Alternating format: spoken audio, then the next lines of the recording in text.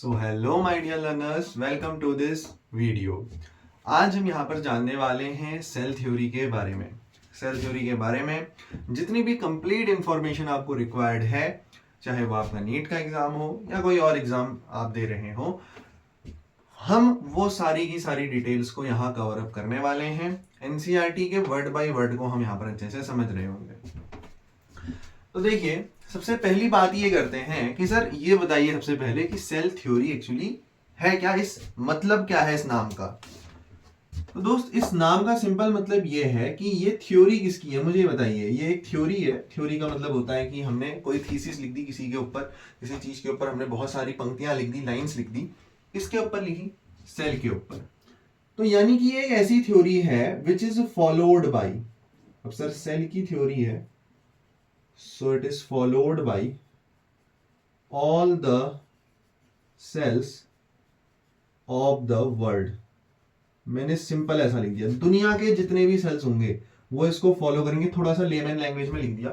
Simply अगर मैं biological terms में बोलूं तो चाहे दुनिया का कोई भी ऑर्गेनिज्म हो, अगर वो ऑर्गेनिज्म है तो उसके पास सेल होगा। दुनिया का कोई भी, एनी लिविंग ऑर्गेनिज्म, लिविंग ही कब है सर? जब उसके पास सेल प्रेजेंट है। और बच्चों, उसके पास जो सेल प्रेजेंट है वो फॉलो करेगा किसको? सेल थ्योरी को। तो आप समझ सकते हैं सेल थ्योरी कितनी इंपॉर्टेंट है, कितनी इंपॉर्टेंट है। तो सर सेल थ्योरी की जो शुरुआत है वो कैसे हुई, उससे हमें थोड़ा सा आगे को ले जाइए। मैंने कहा समझिए, सेल थ्योरी के लिए सबसे पहले हमारे एक साइंटिस्ट आए जिनका नाम था मैथियस स्केलेडन। Matheus Schleiden. इन्होंने अपना जो रिसर्च वर्क था वो तकरीबन 1838 के टाइम पे करा। डेटा इंपोर्टेंट है, डेट इंपोर्टेंट है तभी लिख रहा हूं। तो मैथियस स्केलेडन साहब जो थे, ये एक बॉटनिस्ट थे।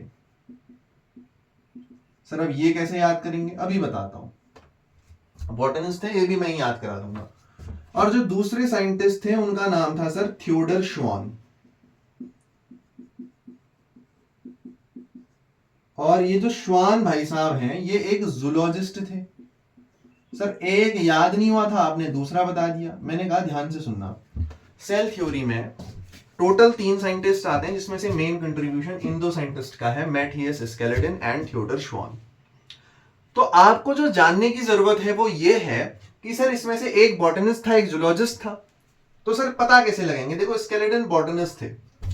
सर ये आपने कह दिया, कैसे कह दिया सर आपने? वो मैंने इसलिए कहा क्योंकि थियोडर श्वान के नाम में आप देखो यहां पर क्या आ रहा है, श्वान आ रहा है। और श्वान सेल्स, हमारे नर्व सेल्स, आपने पढ़े होंगे नर्व जब आप पढ़ते हो हमारी बॉडी में, ह्यूमन फिजियोलॉजी में, तो आपने वहां श्वान सेल्स के बारे में पढ़ा होगा। तो बस थियोडर श्वान, श्वान यानी कि श्वान सेल किसमें मिलते हैं? एनिमल्स में। नर्व्स किसमें होती हैं? एनिमल्स में। तो एनिमल्स में मिलते हैं श्वान सेल्स। तो इसीलिए श्वान क्या होंगे? जो एनिमल्स की स्टडी करता है, यानी कि एक जूलॉजिस्ट रहे होंगे। और दूसरे जो बच गए स्केलेटन, वो आपके बॉटनिस्ट रहे होंगे। दोनों ही बंदे जर्मनी के थे। एनसीईआरटी में करेक्शन हो चुका है, अगर आप भी गलत फहमी में थे तो उसको हटा देना। दोनों ही जर्मन थे, एक जर्मन बॉटनिस्ट था और एक जर्मन जूलॉजिस्ट था। एक जर्मन बॉटनिस्ट था और एक जर्मन जूलॉजिस्ट था। तो सर इन दोनों ने मिलके एक सेल थ्योरी फॉर्मुलेट करी। क्या करी? एक सेल थ्योरी फॉर्मुलेट करी। कैसे करी? सबसे पहला जो रिसर्च करी वो करी स्केलेडन ने। कब करी? डेट में लिख चुका हूं ऊपर भी, 1839 में। और इन्होंने अपनी रिसर्च में क्या कराया सर, क्योंकि स्केलेडन क्या थे सर? एक बॉटनिस्ट थे। तो इन्होंने रिसर्च किस पे करी होगी? प्लांट्स पे। यस। तो ही रिसर्च अपॉन प्लांट्स। इन्होंने प्लांट्स के ऊपर रिसर्च करी और इन्होंने ये बताया कि all the plants are composed of cells. Yes बच्चों, हम कह रहे हैं अगर प्लांट्स लिविंग है दुनिया में, अगर हम कह रहे हैं कोई भी चीज लिविंग है, तो ये लाइन आप पकड़ के चलिए, अगर वो चीज लिविंग है तो उसमें सेल प्रेजेंट होना चाहिए। यस, सेल प्रेजेंट होना चाहिए। तो हमने कहा कि सारे के सारे प्लांट्स सर सेल्स के बने हैं। सर आप कहते रहे हो जो चीज लिविंग है उसमें सेल होना चाहिए, तो वायरस समझाओ ना, वायरस क्या है? अभी बताऊंगा, अभी बताऊंगा, सब चीज कवर होगी। तो स्केलेटन ने प्लांट्स, क्योंकि बॉटनिस्ट ने प्लांट के ऊपर रिसर्च करा और बोला कि यार जितने भी प्लांट्स हैं ना दुनिया में वो सेल्स के बने हुए हैं, और ये जो सेल्स हैं ये आगे चल के फर्दर टिश्यू ऑर्गन वगैरह बनाते हैं, दैट फर्दर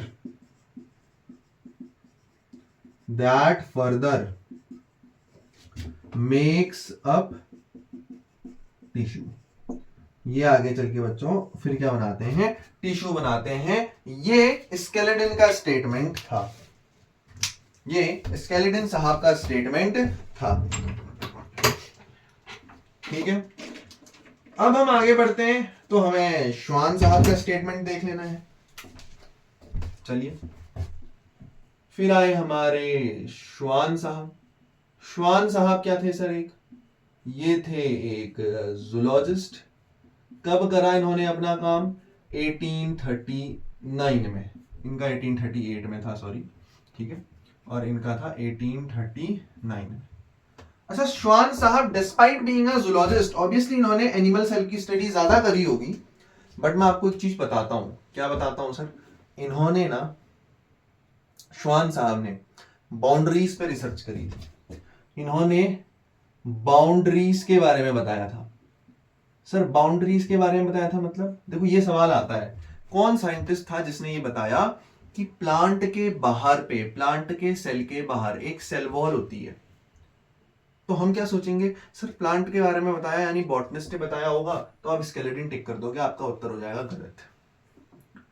बाउंड्रीज के बारे में, चाहे प्लांट सेल की हो चाहे एनिमल सेल की हो, स्केलेटन ने, श्वान ने ही बताया है। किसने बताया है? श्वान ने। तो पहली चीज उन्होंने क्या बताई बाउंड्रीज के बारे में? सर पहली चीज श्वान साहब ने ये बताई कि animal cell has plasma membrane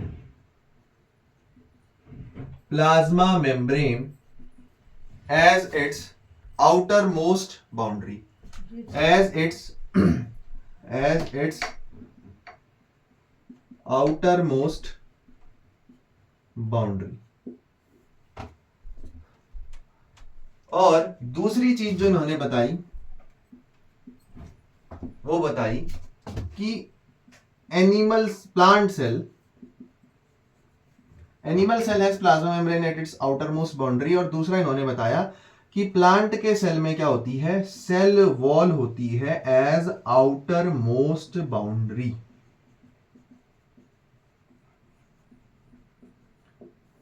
तो देखो इन्होंने अपनी रिसर्च तो करी, लेकिन इनके पास एक और रिसर्च अवेलेबल थी, कौन सी? स्केलेटन की, क्योंकि उसने 1838 में ही रिसर्च कर दी थी, इन्होंने 1839 में करी। तो इसी बेसिस पे, क्योंकि अब यार दो रिसर्चेस इनके पास अवेलेबल थी, तो ये अपनी एक हाइपोथेसिस दे देते हैं। हाइपोथेसिस मतलब अपना एक स्टेटमेंट दे देते हैं। ऑल प्लांट्स एंड एनिमल्स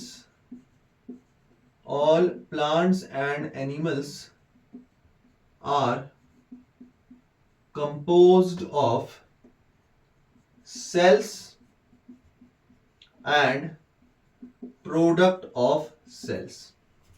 सारे के सारे plants and animals, please note the word, सारे के सारे प्लांट्स और एनिमल्स सेल्स और सेल्स के प्रोडक्ट्स के बने होते हैं। सेल के प्रोडक्ट क्या हुए सर? जैसे सेल ने आपस में जुड़ के टिश्यू बना दिया तो वो एक प्रोडक्ट है, टिश्यू से ऑर्गन बन गया तो ऑर्गन भी सेल का ही प्रोडक्ट है, ऑर्गन से ऑर्गन सिस्टम बन गया वो भी सेल का ही एक प्रोडक्ट है। तो ये इन दोनों ने स्टेटमेंट अपने दिए थे। प्लीज नोट, इन्होंने, श्वान ने हाइपोथेसिस में प्लांट्स एंड एनिमल्स मेंशन करा था। तो यार फिर क्या होता है, फिर थोड़ी सी यार रही होगी बहसबाजी, रही होगी कि स्केलेटन ने कहा होगा यार मैंने पहले दी थी थ्योरी, श्वान ने कहा होगा मैंने पहले दी थी, तो बड़ी बहसबाजी चली। तो ये एक साथ आए, और एक साथ आके इन्होंने कौन सी सेल थ्योरी दी सर? सर एक साथ ये कब आए? एक साथ ये आए दोस्त 1839 में। जैसे ही श्वान ने अपनी हाइपोथेसिस दी तो ये फिर एक साथ आए और फिर इन्होंने सेल थ्योरी दी। अभी तक ये इंडिविजुअली अपने स्टेटमेंट्स जारी कर रहे थे, और जैसे कि स्केलेटन ने सबसे पहले 1838 में करा, उसके बाद 1839 में श्वान ने भी अपना बाउंड्रीज वाला स्टेटमेंट करा रिलीज। उसके बाद श्वान ने हाइपोथेसिस दे दी जिसमें उसको स्केलेटन के स्टेटमेंट ने भी उसने मदद ली होगी ऑब्वियसली। तो फिर उन्होंने कहा कि यार एक दूसरे के काम तो हम लगे रहे, तो एक साथ आके सेल थ्योरी को ही फॉर्मुलेट करते हैं।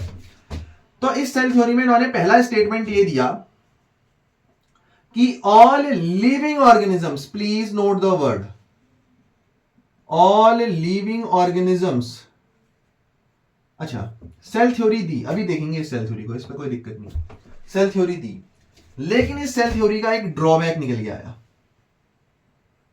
वैसे इन्होंने जो सेल थ्योरी दी वो भी आप लिख सकते हो, क्या लिख लो, ऑल लिविंग ऑर्गेनिजम्स।